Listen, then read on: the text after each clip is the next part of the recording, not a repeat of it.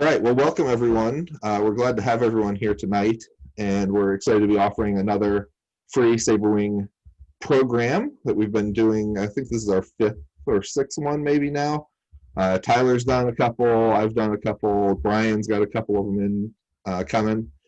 So it's been really fun so far. We've got something a little different for you this evening. We've invited the local guy that we work with in Costa Rica, Diego Quesada, to join us to talk all things birding Costa Rica tonight. We're very, very excited to have Diego. It's always a good time when Diego and I hang out and talk birds. So we're excited to have him. And Diego's on the call there from his office in Costa Rica. Hello, everyone. Hope that everyone is doing okay, and it's a pleasure to be here. Thank you, my friends of Saberwing Nature Tours, for inviting me. Thank you, Rob and Brian and everybody else. It's a pleasure, and it's a pleasure to be here and try to share a little bit about what I do, which is, well, show Costa Rica around and, tell people all the natural history of our incredible birds. And, well, as Rob said, we're going to talk about that tonight, and it's a pleasure to be here. Thank you. Well, we're going to go ahead and get started then. And Diego, you want to pull up your share screen and we'll get the program started. All right. I'm going to start with that. And just a minute, please.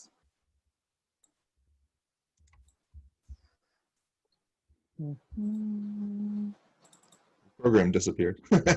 Yeah, here we go. Here we go.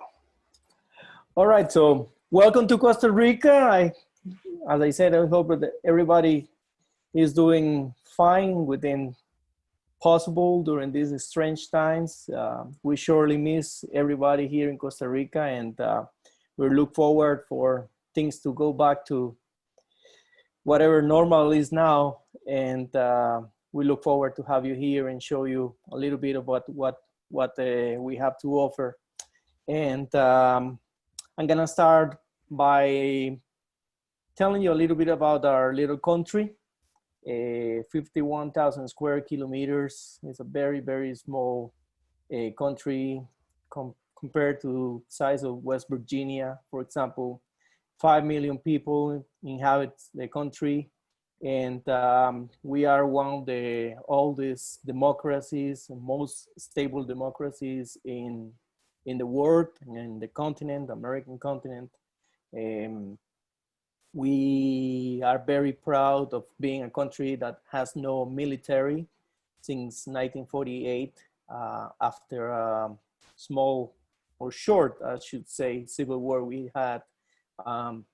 We decided to abolish our military, and all the funding that used to go there was redirected for social health and education. Therefore, Costa Rica has very high rates of literacy. Over 95% of people can read and write here. Very stable and strong health system, which is universal. Everybody is included in our health system, and especially right now within the pandemic emergency has proven to be one of the strongest points that the country has, and we feel very proud about that. Just to give you an idea of where we are south of Mexico, actually neighboring Nicaragua in the north, and in the south we are neighboring Panama. We also have two coasts, Pacific Ocean and the Caribbean Sea. And as I said, small country, but really interesting the way that our geography works and how the country has such an amazing biodiversity.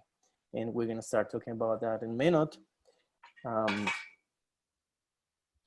Our political division is provinces instead of states. We have 7 of them, and right in the center of the country, if you can see my mouse moving around here, It's the Central Valley, the area of San Jose, our capital, where the international airport is. And that valley is surrounded by mountains, mountain ranges, and it's at 3,000 feet elevation. And from there, most of our tours would start from there and spread out into the different areas of the country.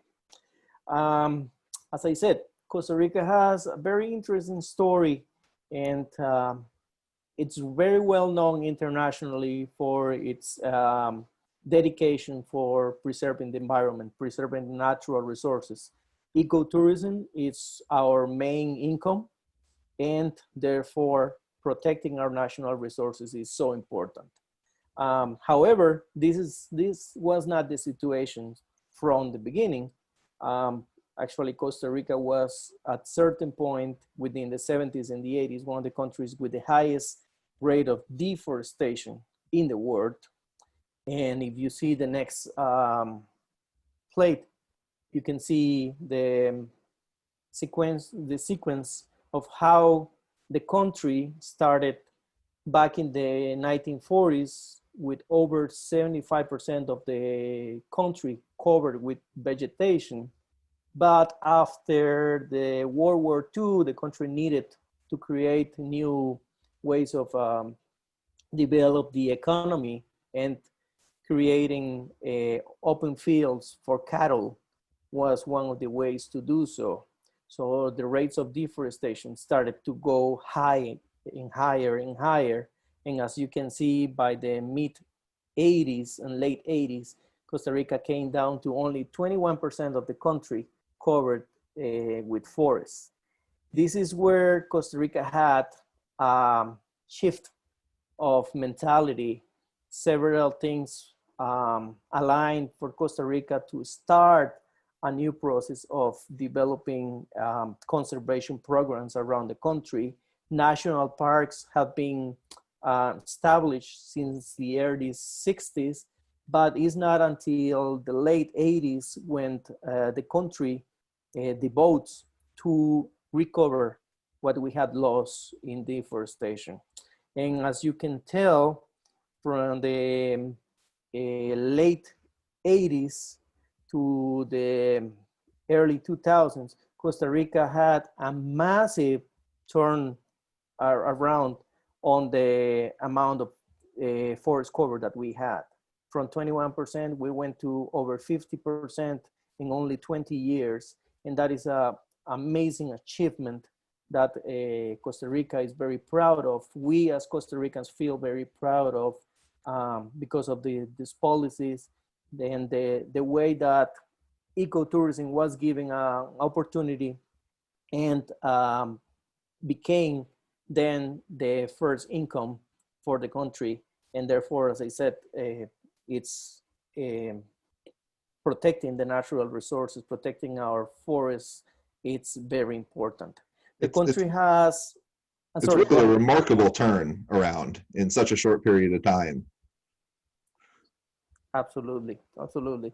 There are several things that happened that started this movement. First of all, we had a scientist community that was pushing for the politicians to start turning around the situation.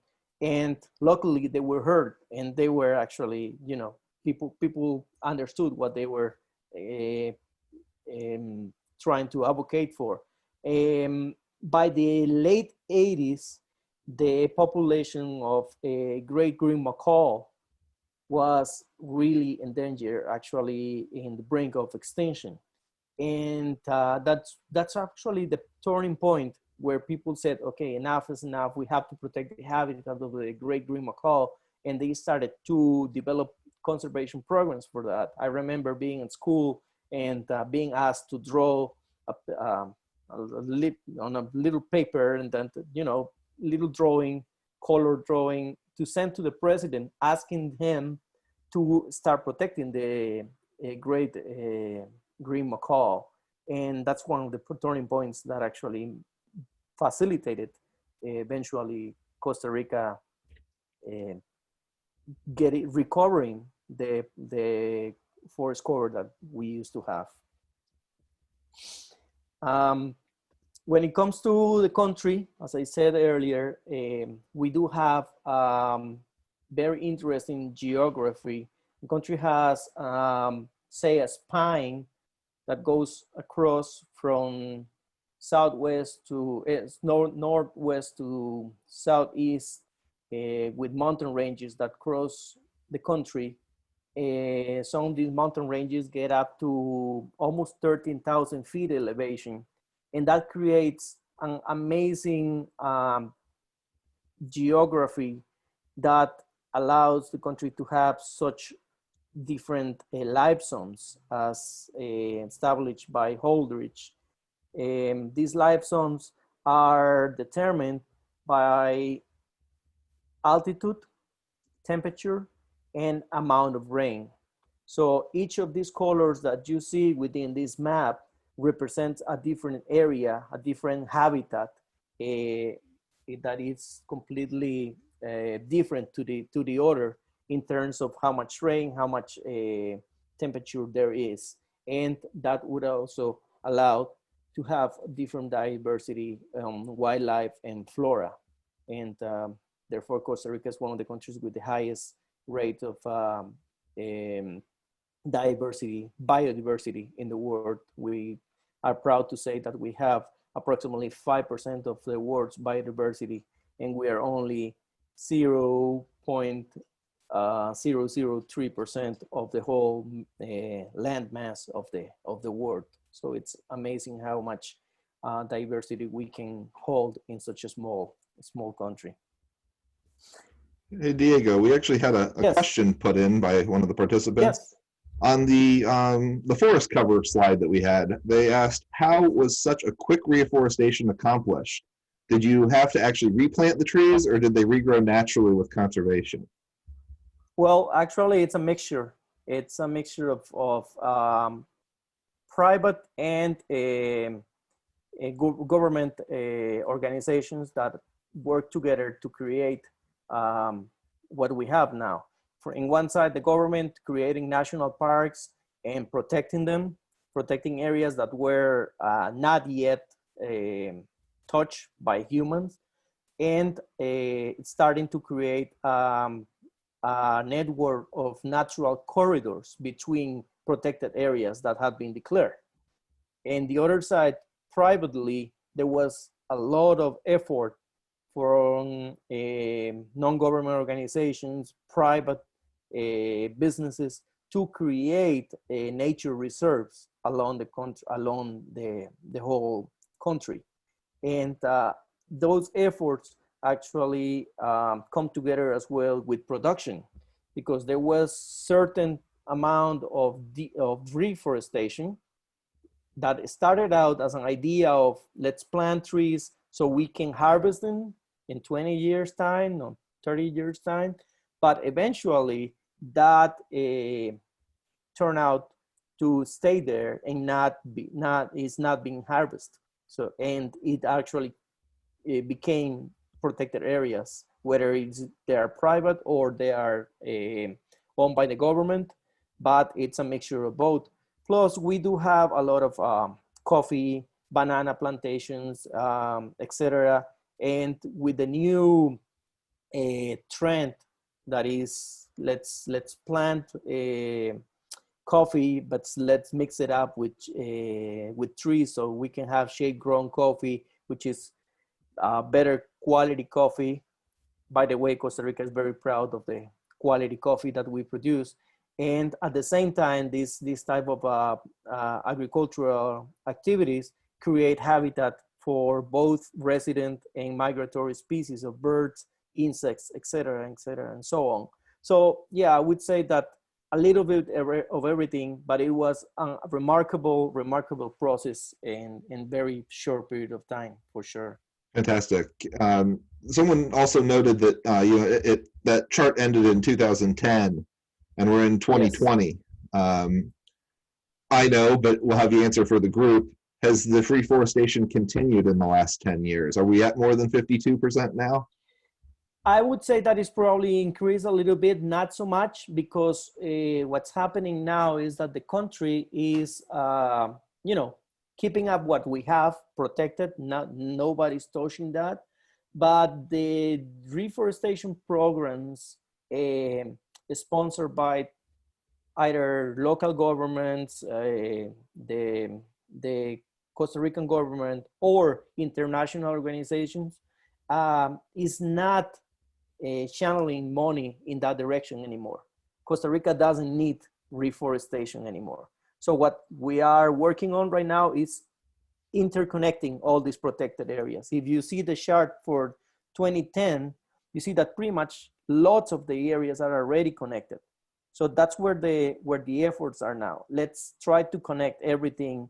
And just to give you an example, thanks to these natural corridors that we are creating between protected areas within the country, and with the use of movement cameras, trap cameras that we have in different organizations running in protected areas and so on, they can tell that a tapir or a jaguar does make migrations, altitudinal migrations, not only on one slope of the country, but they have proof of some of these big mammals walking from the Caribbean coast and actually visiting the Pacific slope and the Pacific coast. So that's where the efforts are now. Let's keep all these protected areas connected. That's where we are right now. The interconnectivity of these protected areas is critical for the long-term success of the reforestation. Like Diego said, it's critical for the big mammals, especially, to be able to move throughout these areas, and it's especially important for those jaguars. Absolutely.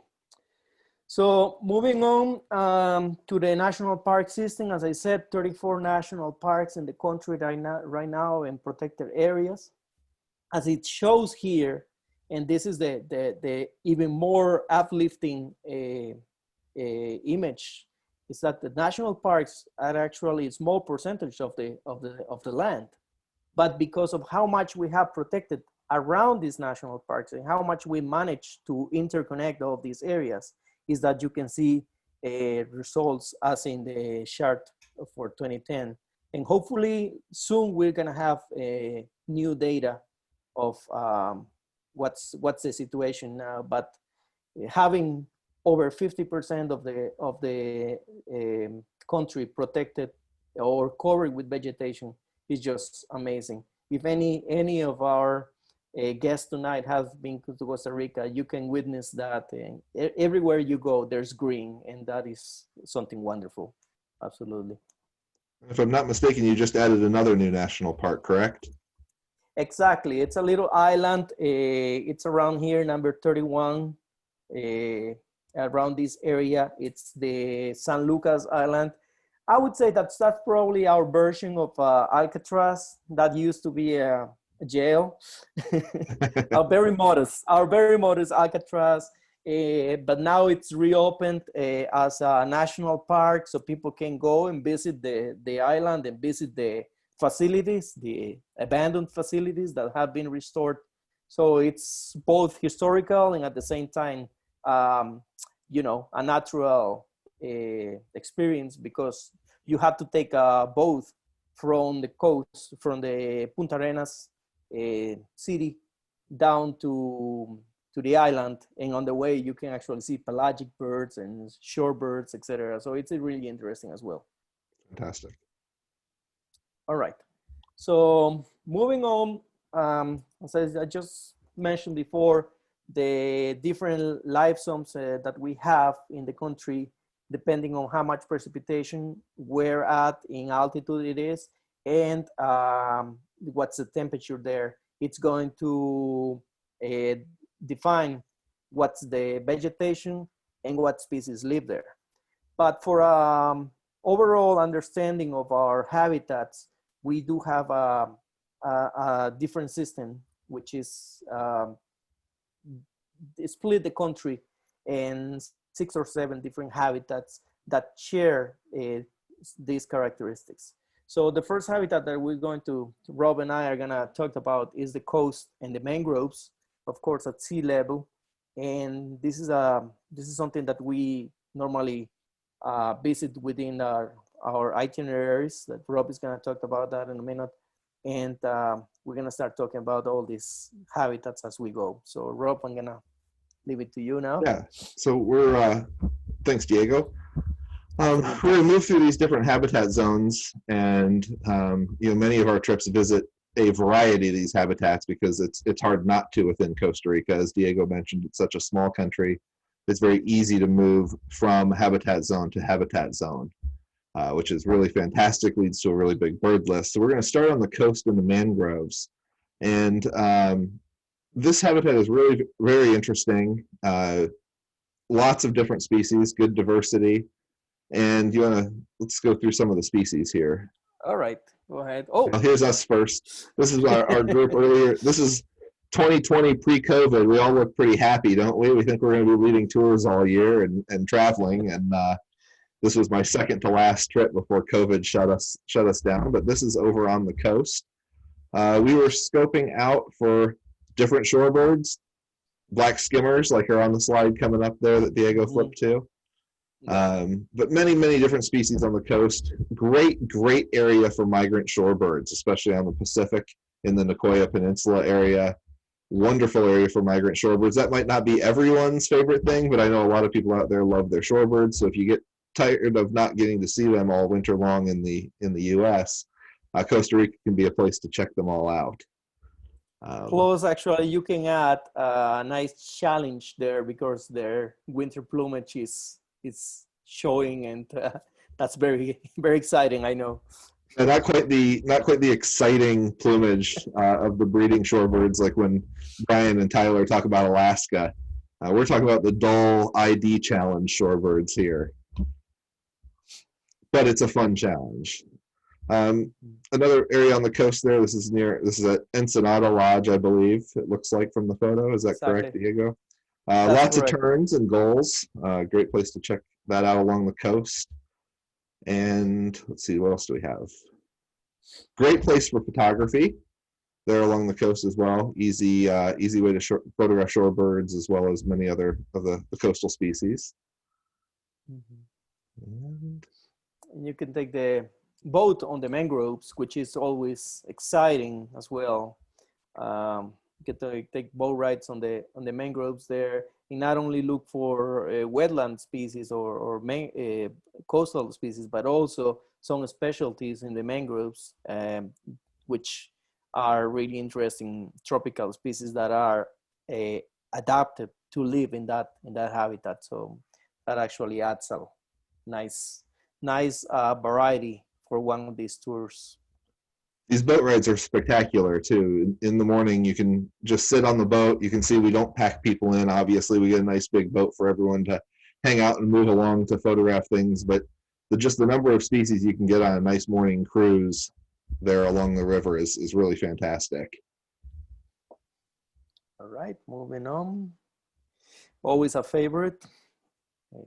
The bird-throated tiger heron is one of the species that you get to see there, and this is a regal species. It's always beautiful to see it in those habitats. Beautiful sunsets there along the coast as well. Always a highlight. Absolutely. And we're jumping up to the next habitat, which would be the tropical dry forest. And that's my wife there, and birding with me in the Rincón de la Vieja National Park in Guanacaste. So if we go back to, you're familiar with the Costa Rican map, the northwest of the country has this very interesting characteristic. The mountain range that is dividing the northwest of the country acts as a sponge that holds up all the humidity in the mountains, and then the wind blowing from east to west comes down into the Pacific slope dry, creating this sort of like savanna habitat, which is really interesting for the tropical dry forest species that we find there are completely different from anything else in the country. So that adds a lot of species, as Rob said, as well in that habitat. Rob, you wanna go on? The dry forest is very interesting. This is probably one of the most sought after, I guess. Diego, do you get more questions to get more requests for this bird in the dry forest than almost anything else? This is the lesser ground cuckoo, very difficult bird to see. But when it shows, it's amazing. That blue skin around the eye is just spectacular. That's one of that is a stunning bird. And absolutely, and you're right. It's once it does show, the one we had on our last trip at Ensenada Lodge, it sat in the same place for almost an hour once we found it. Exactly, it's a wonderful species to see. Within the tropical dry forest area, we also have wetlands. And these wetlands in the dry forest are really interesting because they provide habitat to a number of species of birds that are adapted to live in this dry forest, but nearby or within the wetland. So it's really interesting to have that combination, even though you are in this very dry, steamy, hot habitat. At the same time, you have the wetlands that attract a lot of birds. Especially, we get a lot of migrants there. Waterfowl, for instance, that's the very best area in the country to look for. And one of the specialties there, of course. Rob, you want to talk about this one? Jabiru. Jabiru is a specialty no matter where you see it. That's always one of the very exciting birds to get. It took me quite a few trips to the tropics to get that, but it is relatively common over in the tropical dry forest in Costa Rica. You know, it's incredible anywhere in the world where you have dry forest or dry habitat. Anywhere there's water, you're going to get a lot of species. And so the wetlands that Diego was talking about are just absolutely full of birds pretty much all the time coming for water in an otherwise dry habitat. And Jabiru, you know, if it's out there, you can't miss it. It sticks out. It's huge. Yeah, exactly. And that's one of the stunning birds that you find in that the habitat of the tropical dry forest. This is the turquoise-browed mud, and always calling, and actually really common, and to me one of the most beautiful mudbots that we have in the country, and it's another of the specialties for these areas, for sure. Fantastic spatulate tail there, beautiful motmot. I agree. I think it's maybe the best motmot looking motmot in Costa Rica.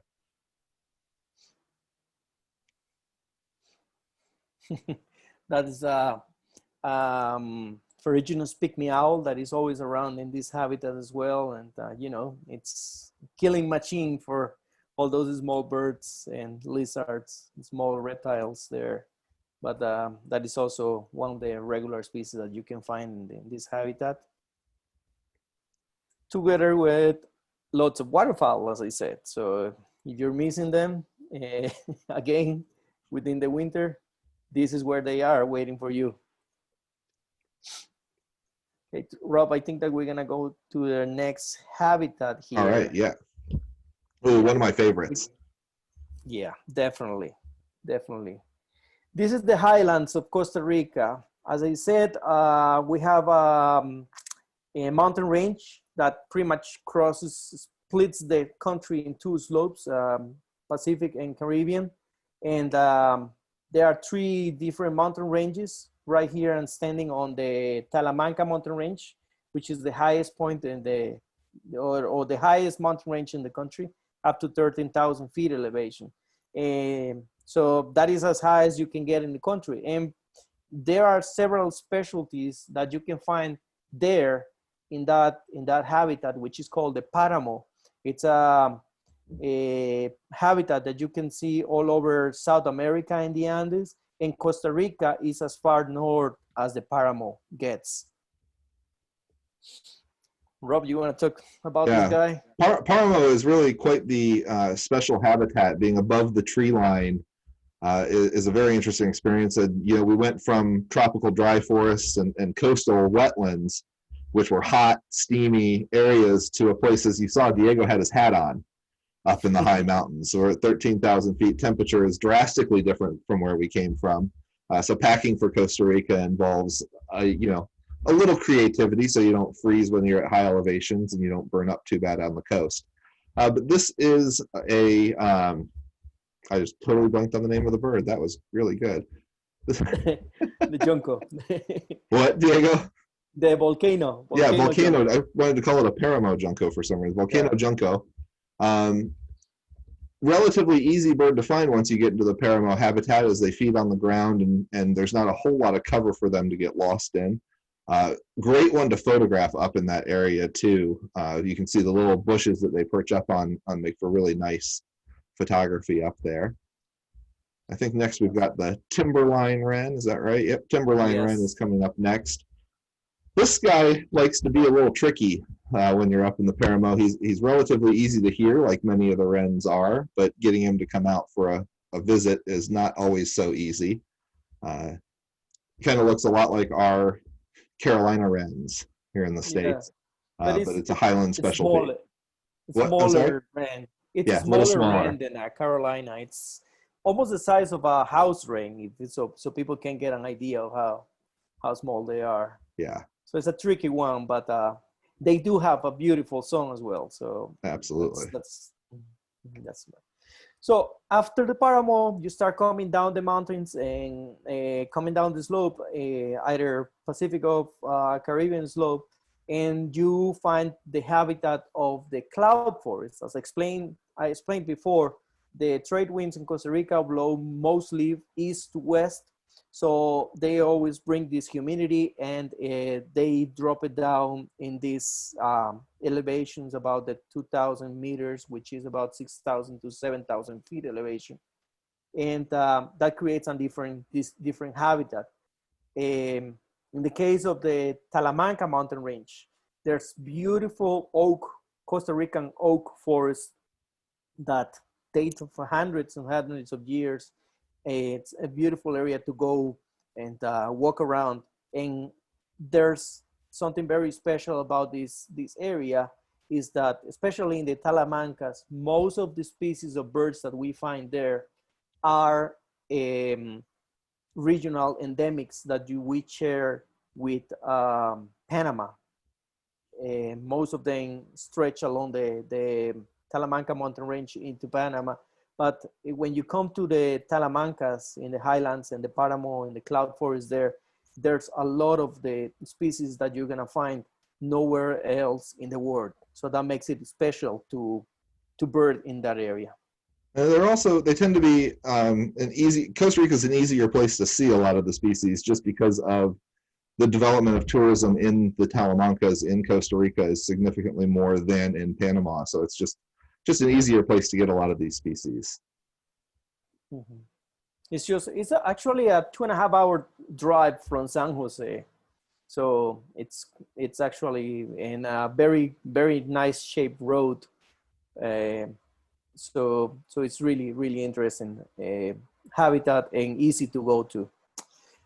Rob, you want to tell them about this guy here, the picture? Yeah, absolutely. The unspotted saw-whet owl, for years and years, this was considered almost a mythical species. No one knew anything about it. No one even really knew where it occurred within the mountains. People had searched high and low and never really found out what was going on with this species. And as researchers in Costa Rica have learned more and more, this species has become a little more well-known. Nests have been found. When was that nest found, Diego? That was, actually last season around November. Yeah, starting November, and then it was active through November till February, actually. Yes. Yeah, so the nest just was recently found. No one had seen them before. And this is not a bird that we really, for years, ever expected to consistently be able to take clients to see when we do tours. And that's all changed with this research and better understanding. The project that's researching this in Costa Rica is really exceptional, and we are very proud to be donating to this project every time that we run one of our tours in Costa Rica to help them get radio trackers. in order to keep tracking these. And that's, I was fortunate in January when I was down with Diego. Right away, once I got into town, we zipped up one of the mountains and went out with one of the trackers and got to go out and look for these unspotted saw-whet owls near their nest. And it was an incredible experience just after sunset in the mountains in Costa Rica. It was absolutely amazing. Yeah, definitely a must, and definitely one of the most amazing birds that we have in the country for sure. Good reason to go out late at night for sure. Absolutely. This is one of the endemic warblers that we have in the country. This is the flame-throated warbler that you find in these cloud forest elevations in the Talamanca mountain range, in the central mountain range of the country. It's beautiful, beautiful warbler, really astonishing, and one of my favorites actually. It's probably in the top 10 of my favorite birds for Costa Rica. It's a must as well, definitely. Always very exciting to get the long-tailed silky flycatcher. These guys fly over in relatively large flocks a lot of times in the cloud forest. And when they attack those fruit that you see on that tree, it's really quite an experience to have 10 to 12 of these guys all in one tree. Beautiful, beautiful bird. I think this one's a must-see in my opinion too. Definitely in my top few favorites from Costa Rica. That's a wonderful bird. Actually, this is one of the lesser known, but it's still interesting. This is a black-capped nightingale thrush, and it's actually, well, one of the endemics also for the Talamanca mountain range in the central mountain range. So another of the specialties for the area. How about that stoner, Rob? This has got to be on almost everyone's list when we have people going to Costa Rica and I ask, what do you want to see? Fiery-throated hummingbird is always on the list. This is just, as you can see, a brilliant bird. Unbelievable colors, every color of the rainbow, really. And there's a restaurant and lodge that we eat at that many, many times has these coming to the feeders in big, big numbers. And it is just incredible to get people out on their patio overlooking the Talamanca Mountains while these guys just buzz around everywhere. Everyone stands there in awe for the first 15 minutes just staring at them. And then they realize they have cameras and really want to get pictures and get started on that. And as you can see, they're pretty cooperative for pictures here as well. Yeah, definitely. When it comes to iridescency on hummingbirds, this is one of the most wonderful advocates that they have to show that, and really, really a stoner as well. Doesn't get much better than that. Yeah. This is another of the specialties of the area, is the black-faced solitaire. It's in the robin family, you know, the thrushes family, and it's another of the endemics that we share with the Northwest Panama within the central and the Talamanca mountain range. And it may not look like much, but it's a beautiful singer. I was gonna say that, yes, definitely. Their song, it's absolutely amazing. Actually, it's so beautiful that sadly on the rural areas of Costa Rica, people used to go to the forest and cage them to have them at home singing. That practice, thank God, is almost gone now. You know, this is kind of like way back in the past. Still happens some areas, but there's been studies and there's been a lot of environmental education and awareness about not caging this poaching for these birds, and the population is really stable right now. But yeah, stunning song for sure. And talking about stunning birds. Yeah, I mean, is there even much other than just looking at it, is there even much to say about a quetzal? I mean, this is one of the most iconic birds of all of Central America, not just Costa Rica. Costa Rica happens to be likely the best place to see the resplendent quetzal as well. And this is right there with the other highlights we've talked about. I don't think I've ever had a person on a tour that didn't want to see a quetzal. Absolutely. Well, what can you tell about them? I mean, just the fact that they have this very long streamer, this very long tail covers, it's just spectacular. Their iridescency, I picked these two pictures just to show you how much they change depending on the light. One minute they look metallic blue, and then the next is just this metallic green. It's just unbelievable. And for Costa Rica, we're lucky enough to have probably we have the best or the largest population of resplendent quetzals within its range. And they do reproduce really well in the country. And there, within our tours, we have several hotspots that you can visit throughout the year and find them. So if that's one bird that you really want to see, you can, we make sure that we go to one area, depending on the time of year, where you can actually find them. I always find it amazing that they're cavity nesters. Oh, yes, absolutely. This doesn't seem like a bird that should be going in and out of a cavity. Absolutely. All right. Now we're going to go down to the Caribbean slope of Costa Rica and enjoy some of those beautiful pictures by Brian, actually. The tropical rainforest. Characteristics of this tropical area, of course, is the humidity that we have. There are different types of tropical rainforest depending on how much precipitation, as I spoke earlier.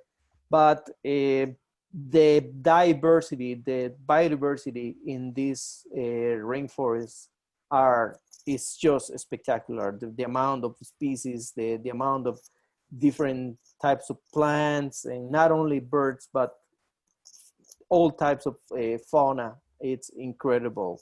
So plenty of our trips go into this area of the country, and we're just gonna go around and show some of these beautiful species. This is a fairly common species actually, but nonetheless one of the most beautiful tanagers that we have is the blue-gray tanager, and it's a species that you normally find in open areas or the edge of the forest, gardens, and pretty much in every lodge that we go to, whether there's a feeder or a tree or plant with fruit, there's gonna be a blue-gray tanager there to show to show those beautiful colors.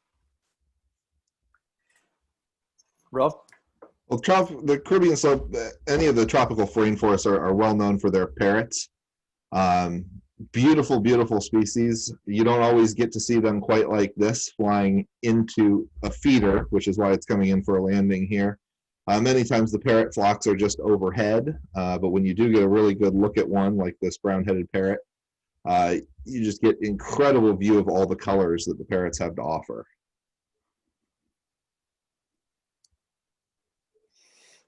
This, of course, is, well, how could you not like this turquoise green, beautiful, beautiful bird? This is a green honey creeper. Actually, the female is the one that has the green. The male has this astonishing color. But this is also a regular visitor to bird feeders along the Caribbean slope, also in the Pacific slope as well, but mostly Caribbean side. And yeah, a delight to photograph too, and just to look at. It's just spectacular as well.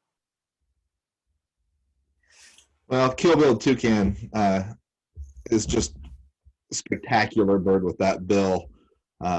Toucans are always sought after on all my trips to anywhere in the tropics, and keelbilled is, in my opinion, one of the most beautiful. Just a gorgeous bird there. Fairly common throughout the Caribbean slope, so you're pretty sure to see one, but any time spent with them is pretty special. It's actually a really interesting species because people are not aware that toucans are omnivores. So they actually are birds that take any opportunity to feed on whatever they can get. So whether it's a fruit, it's a banana, it's beans on the tree, or it could be eggs or little chicks from other birds that they can steal from their nest cavities, or they steal from the nest. They are actually birds of opportunity. So not many people know that about the toucans and their natural history. People get a little upset when they think of them stealing nestlings out of cavities. Rob, you want to talk about this guy? Yeah, I mean, any trip to the tropics is not complete without the hummingbirds, and Costa Rica is no exception. This is one of the most common hummingbirds throughout. This is rufous-tailed hummingbird, and it is just a fun thing to do to sit at any feeder setup anywhere in Costa Rica and look for the incredible hummingbirds that they have. How many species do you have, Diego? There's 53 species of hummingbirds in the country. Pretty remarkable for such a small country when you think the whole eastern U.S. for the most part only gets ruby-throated.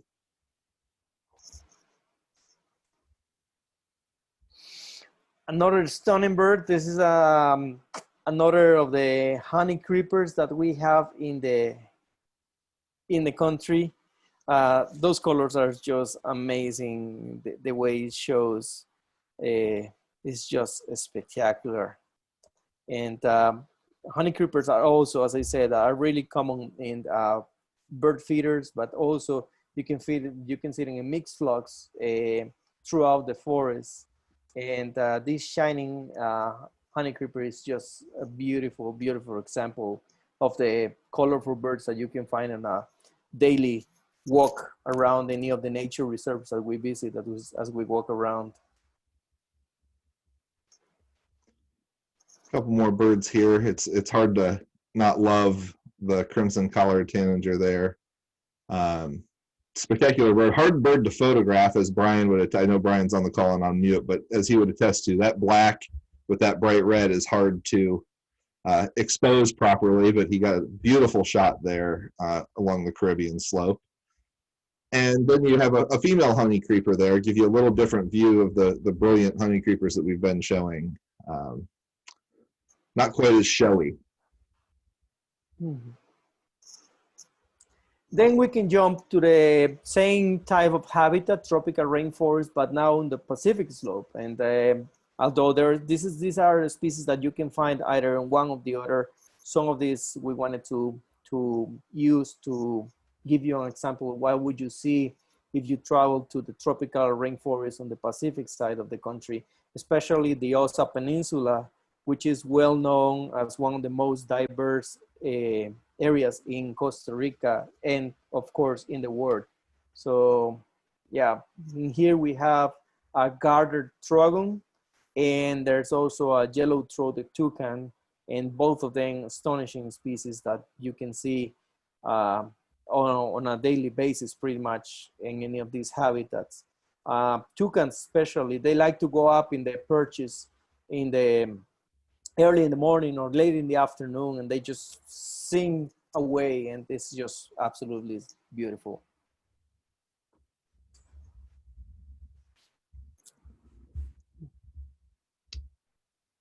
You want to cover the cotinga, or should I?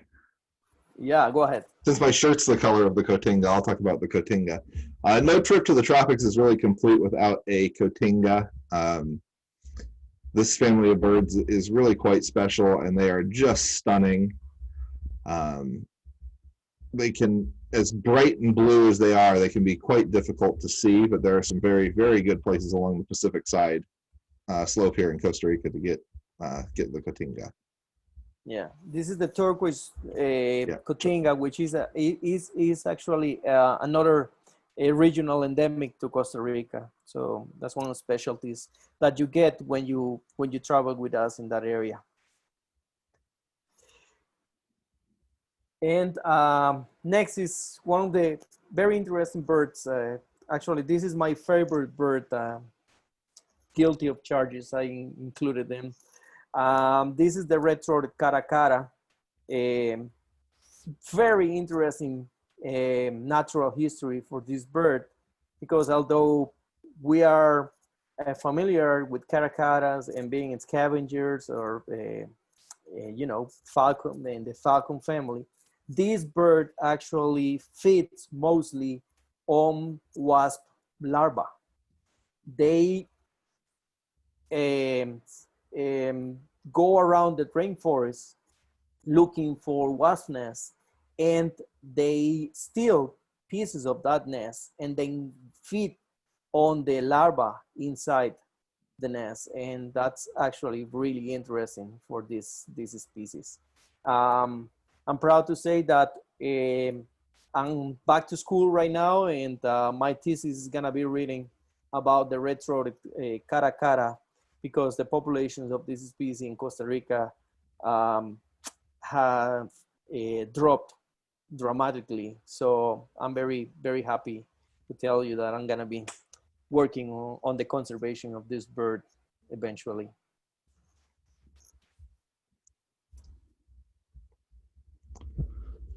Well, we'll go back to another owl here. Owls are highly sought after no matter where you are in the world, and the tropics are no different. And getting things like a black and white owl is always a highlight of any night walk. Yeah, we normally add our night walks along the trip, along our trips, and there's always very good results every time that we go out. It's really special to go out in the rainforest and listen for the owls and little creatures. It's really interesting. King vulture is another just absolutely fantastic species, and Costa Rica is a wonderful place to see this as well as to photograph this, because they have several areas that have blinds set up that have a carcass out that will bring the king vultures down for you to photograph. And that's at one of these lodges where Brian photographed this king vulture, and just stunning species.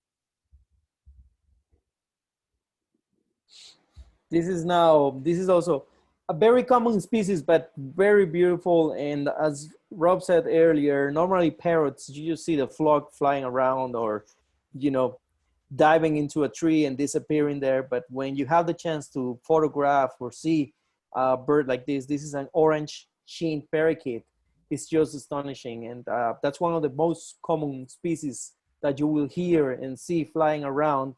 But if you're lucky enough to be in one of the lodges that we choose throughout our trips, you get the chance of getting these astonishing pictures, just like Brian's here. There's also a lot of raptors around Costa Rica as you go, and this is the most common guy here. This is a roadside hawk. You find these just about everywhere you're driving around, as the name would suggest.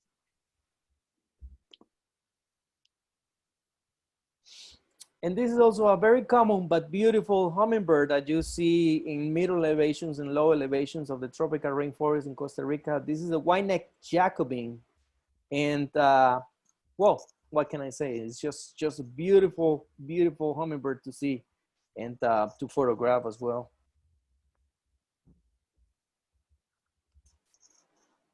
And then we're back on our final honey creeper here. This is our red-legged honey creeper, the male on the right, and a bird molting into adult male plumage on the left.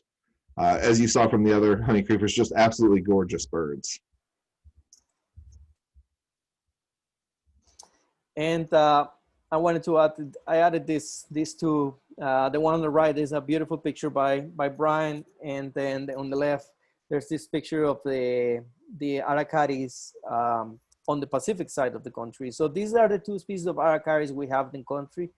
On the left, we have the fiery-billed aracari or aracari, and the collar aracari is on the right side. And it's just amazing birds to see, and to see them play. Actually, you can have a lot of fun just to sit down and you find one of this group of birds playing around, and they are very fun to see.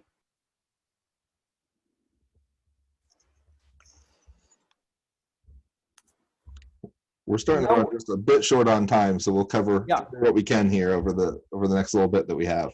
Okay. Okay. So really quick, I'm just gonna mention one more of the habitats with this, which is within the habitats that we already went around. The wetlands, both in the Pacific side and the Caribbean side, are really interesting and have a lot of specialties. This next few pictures that I'm gonna show you are pictures taken in the wetland of Caño Negro, very north, up north, almost to the Nicaraguan border. And this is a amazing sun grip that was displaying for us from the boat trip that we took there. So I'll just show you really quick here some of the pictures and identify them for you. This is green and rufous kingfisher, which is probably the hardest one to find in Costa Rica, but normally it's one of the species that we find within our tours in the Caño Negro area. The roseate nape wood rail is also another of the species that we find in these trips along the riverbank of the Caño Negro Wildlife Refuge or several other areas in the country. It's just astonishing bird to see. And this is one of the specialties endemics that we share with Nicaragua. This is the Nicaraguan seed finch, and one of the specialties that we go looking for there close to the Nicaraguan border, together with the Nicaraguan grackle, which is also present in those wetlands. And Rob, you're gonna talk about the endemics for Costa Rica? Yeah, so we're gonna talk about the mainland Costa Rica endemics here. There's also a set of islands, the Cocos Islands, that have an additional 4. Is that right out there? Three Additional 3 endemics out on the Cocos Islands, but we've got the coppery-headed emerald here. Beautiful hummingbird that is an endemic.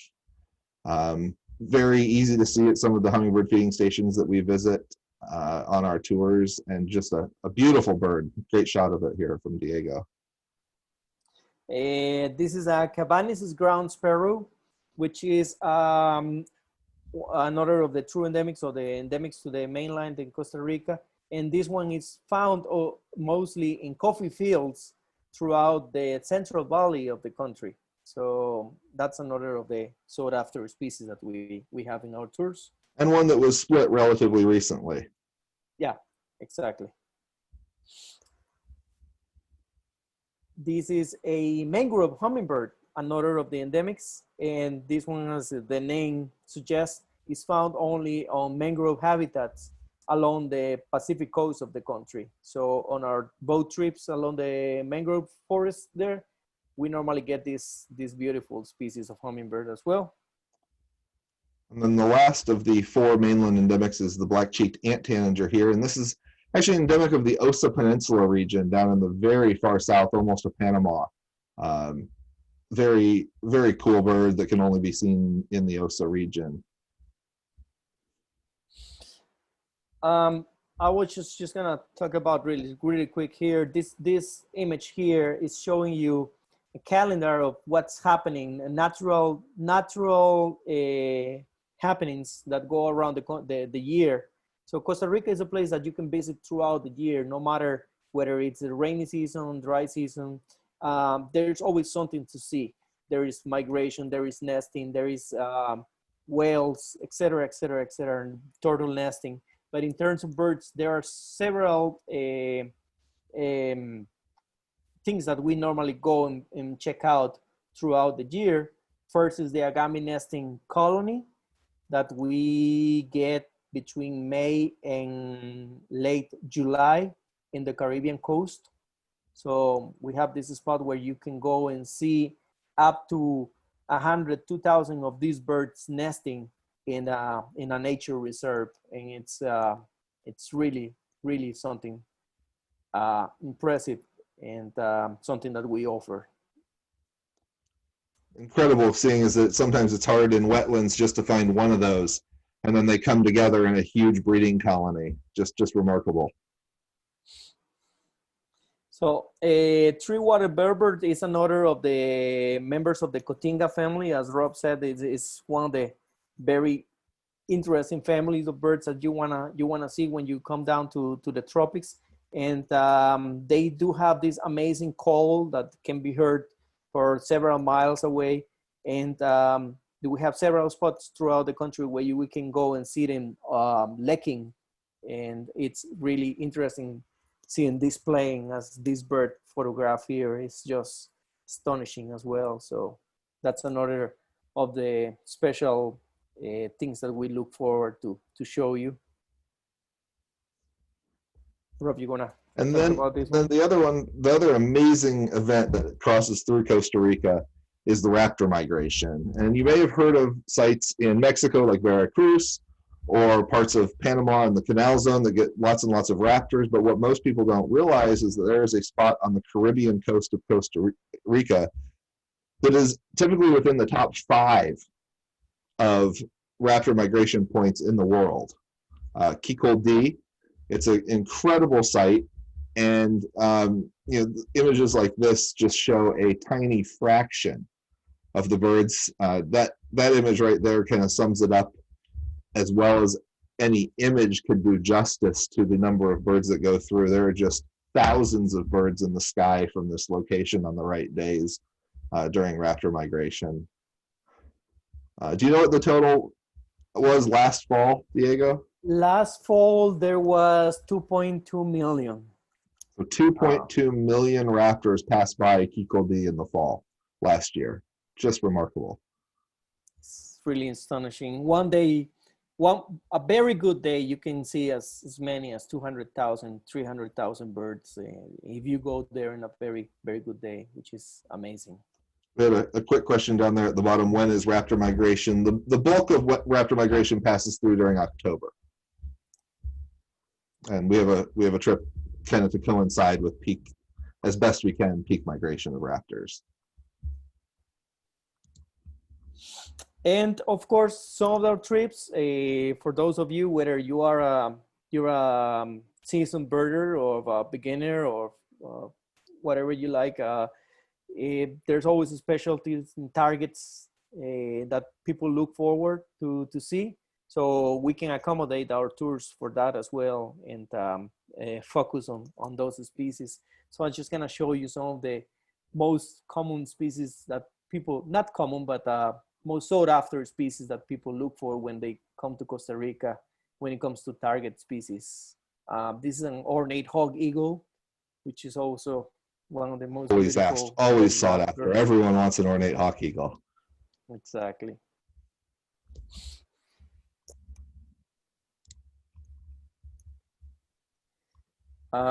This is an amazing picture of the sunbittern. That's a species that we probably get on our 99% of our trips, and it's just astonishing to get to see that display of sunbittern. It's just spectacular.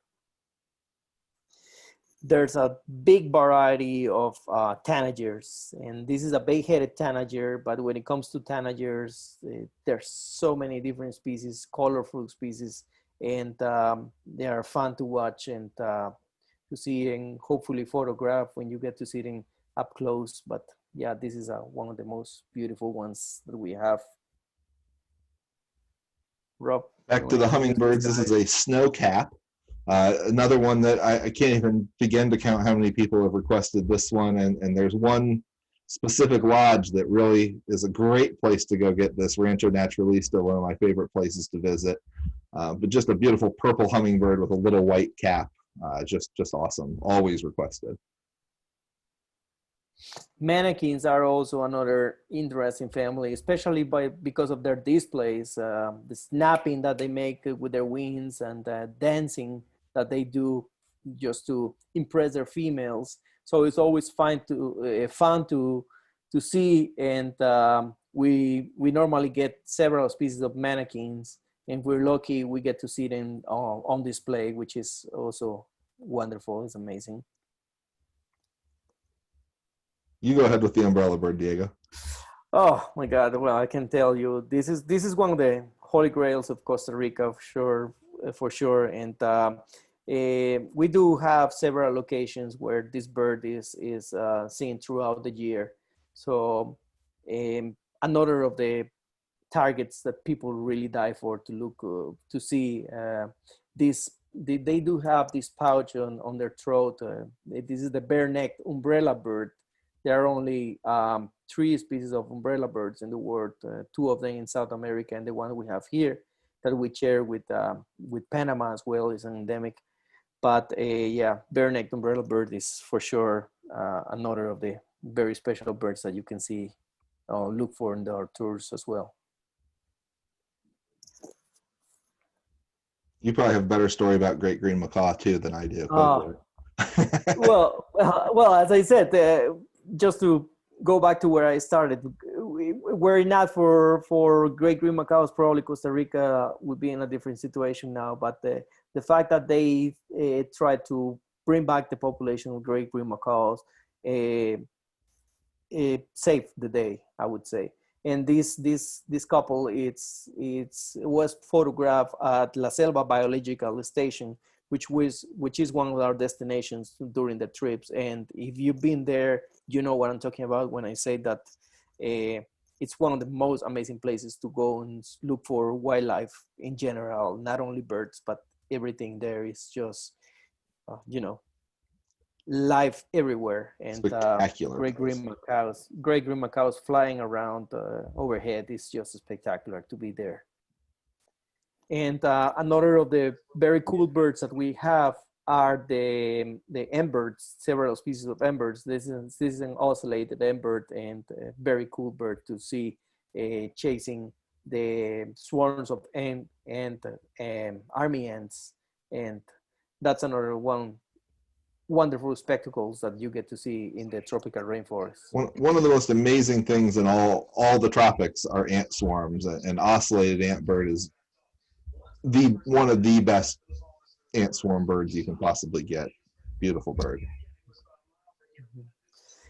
So our tours are very focused on birds, of course, but there's always a lot of wildlife that you get to see throughout the trip. And this is a little selection of different species of mammals and amphibians and such that we get to see throughout the trips. So I'm just gonna show you really quickly here. First, we have a white-faced capuchin. Who doesn't want to see a sloth? This is a two-toed sloth taking a nap. And this is a pretty active three-toed sloth that you get to see also in our trips. Amazing frogs like this photograph taken by Brian of the poison dart frog. It's just spectacular. You get to see lots of those on the Caribbean slope. You can go out at night and look for bats, and even there's a lodge where we do photography, as this amazing shot taken by Brian as well. And that's something else that you can do in our trips.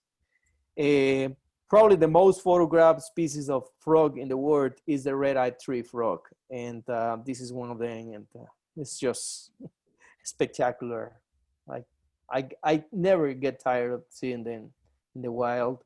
This is another species of dart frog. This is a green and black poison dart frog. Also one species that you can see, and there's a lot of wildlife as well, as I said, that you get to see throughout the trips, walking the nature reserves, and just by driving around, it's a spectacular the amount of wildlife you get to see in many of our trips. Our last tour had the incredible puma. Oh yes, actually, I just thought about that as I was coming into wildlife. I said, why didn't I get the puma there? Yeah, one of the maybe my highlight of the whole trip beyond all the birds was the puma. Yeah, it was really fun because I got a call and said there's a puma here in the Carrara National Park, and we were 2 hours away, and I just went like, no way we're gonna get there in time. So I just decided we were gonna go and have lunch instead. But after lunch, I called the guy. He said the pumas is still here, and there we were, and we got him. So it was really cool. It was amazing. Yeah. So I think that's it for me. I'm gonna hand it over to Rob. thank you everyone for listening. And Yeah, Rob, we it's were over so you glad to now. have Diego be able to join us this evening. We've run a little bit more on time than I had budgeted for, but it doesn't, not like we have to get kicked out of anywhere. Does anyone have any questions? We're happy to take any questions. Hey Diego, could you unshare your screen so I can pop this Yes, back of up? course. I'm gonna stop there. There you go. Perfect. Go ahead. Any questions from anyone? Everyone's on mute, so if you do have a question, please unmute yourself. I can't hear you.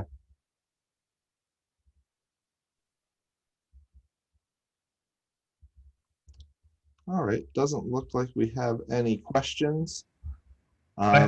I just want to mention that that bay-headed tanager, I want that next time, Diego. You're up. That's a good Next time, bird, sir. isn't it, Brian? Absolutely. Great job, you guys. Thanks, Thank Brian. you. Thank you. Hey, the one question on chat about safety real quick. Oh, sure. Oh, safety. You want to talk about Costa Rica and safety, Diego? You want me to do it? What do you? Yeah, well, let me start, and then you can just add on. But first of all, Costa Rica is a really safe country to travel in, and we normally use a variety of lodges that we go to very touristy areas. When I say touristy, don't picture crowds. We don't go to where the crowds are, and that is very important. But at the same time, the people in Costa Rica is really friendly. There's always these nature reserves where we go to. They have their own security. You feel pretty safe walking around Costa Rica, and I would not lie to you. I mean, they can be theft anywhere, but so far our experience is that the country is really safe to walk around to. A very good police system in the country. And when it comes to another thing that I want to relate to safety is the COVID situation right now. Costa Rica, although as many other countries in the world, it's struggling with the pandemic. We are in a very better situation than many other of the Latin American countries when it comes to mortality rates, and the fact that we have such a strong health system. It's helping a lot to Costa Rica to minimize or actually, keep the numbers low, if I may say. Rob, you want to add something there? Yeah, I mean, I've just always felt very, very safe in Costa Rica. I say this about everywhere I go. I wouldn't go walking around downtown San Jose in the middle of the night, but I live here in Indianapolis, Indiana. I wouldn't go walk around downtown Indy in the middle of the night either. So part of it is just common sense precautions. Once you're out of the cities, Costa Rica is extremely safe. Like Diego said, petty theft and things like that could happen anywhere, but it's not any more likely in Costa Rica, probably less likely in Costa Rica than it is even here in the States, and definitely better security in Costa Rica than the rest of Central America. Great place to travel.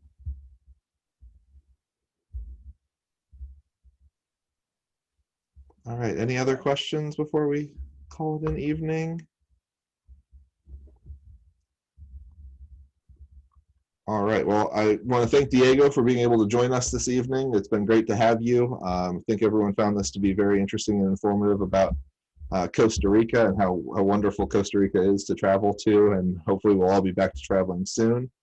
From the Saber Wing side, we have been really enjoying doing these programs. We are going to have another one coming up, I believe it's October 7th.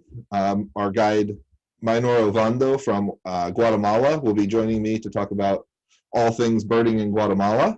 So join us for another Central American country there.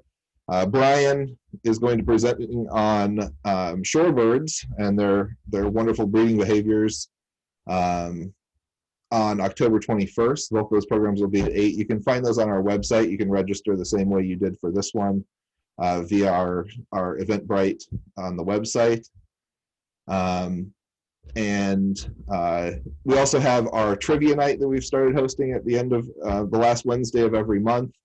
if you join us with a team for next Wednesday, you'll actually get to see Diego again. He's joining us for a Costa Rica category. So maybe you got a little inside knowledge being here tonight. So you might know a little bit more about that category than some other people might that weren't on the call. And we just thank you all for being here, and hope you have a great evening, and look forward to seeing you out birding. Bye. Thank you.